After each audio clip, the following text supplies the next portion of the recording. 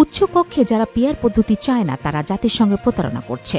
আক্তার উচ্চকক্ষ গঠনের দাবি জানিয়েছেন জাতীয় নাগরিক পার্টির এনসিপি সদস্য সচিব আক্তার হোসেন। তিনি বলেন, পিআর পদ্ধতি হলে উচ্চকক্ষ চাই না এমন কথা যারা বলেন তারা জাতিসংঘে প্রতারণা করছেন। শনিবার ১৯ জুলাই রাজধানীর সরওয়ার্দী উদ্যানে জামায়াতে ইসলামীর জাতীয় সমাবেশে বক্তব্য রাখতে গিয়ে এই কথা বলেন তিনি। আক্তার হোসেন বলেন, ২৪-এর গণঅভ্যুত্থান কেবল ক্ষমতা বদলের জন্য হয়নি। আমরা অংশ নিয়েছিলাম নতুন বাংলাদেশ গঠনের প্রত্যয়ে।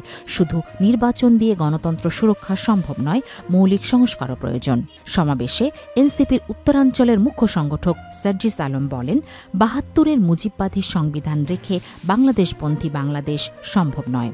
সংখ্যালঘু ও নারীদের অধিকার নিশ্চিত করতে হলে নতুন সংবিধান ও গণপরিষদ নির্বাচন জরুরি। তিনি আরও বলেন, ১৯৪৭-এর উপনিবেশ বিরোধী সংগ্রাম, মুক্তিযুদ্ধ এবং ২০২৪-এর গণঅভ্যুত্থানের চেতনা নিয়ে নতুন বাংলাদেশ গড়তে হবে।